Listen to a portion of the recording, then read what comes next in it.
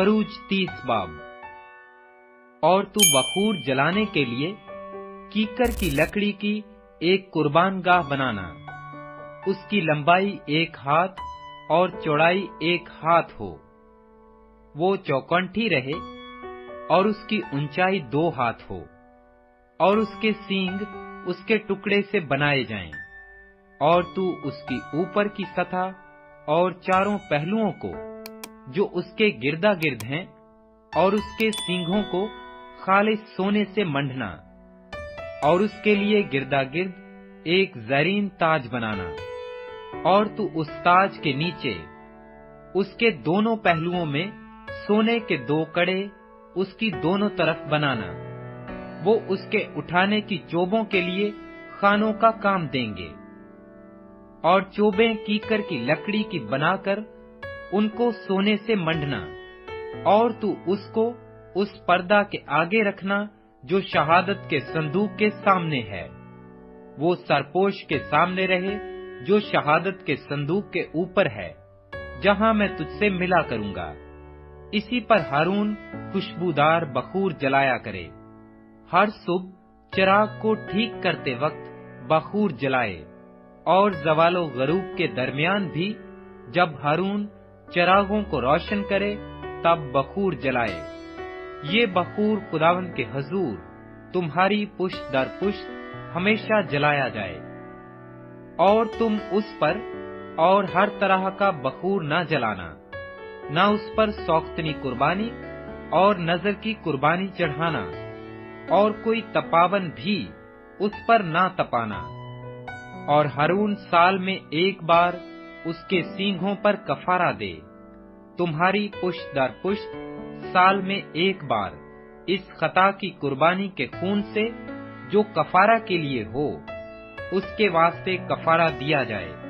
ये खुदावंद के लिए सबसे ज्यादा पाक है।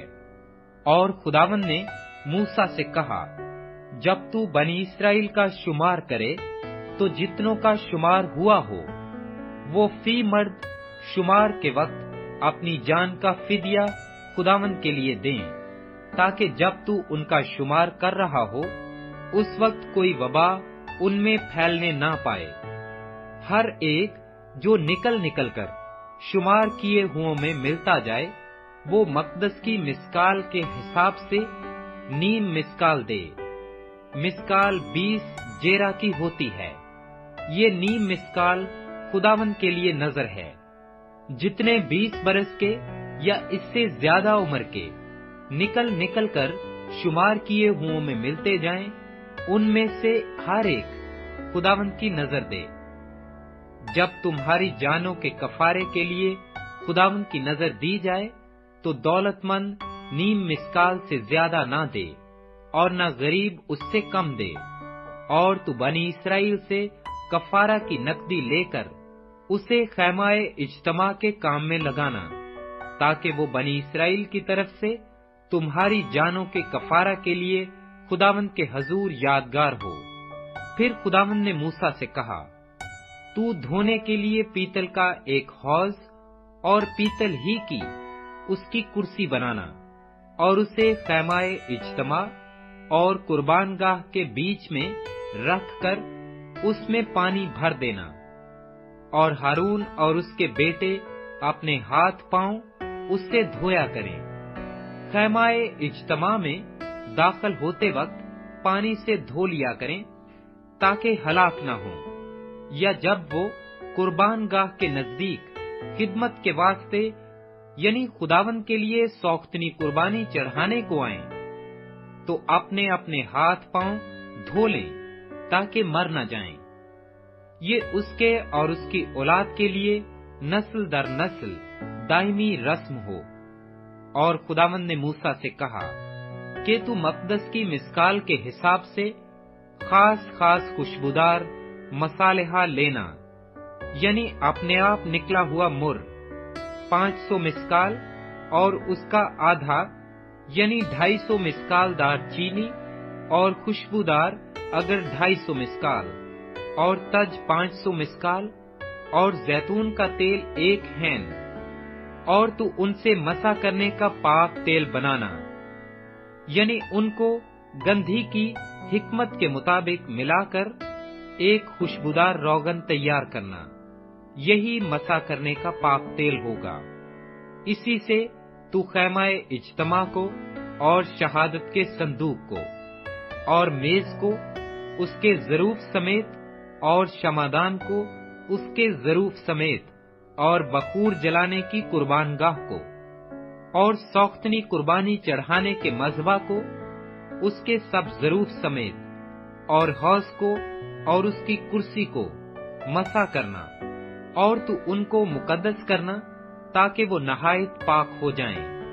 جو کچھ ان سے چھو جائے وہ پاک ٹھہرے گا، اور تو ہارون اور اس کے بیٹوں کو مسح کرنا اور ان کو مقدس کرنا تاکہ وہ میرے لیے کاہن کی خدمت کو انجام دیں۔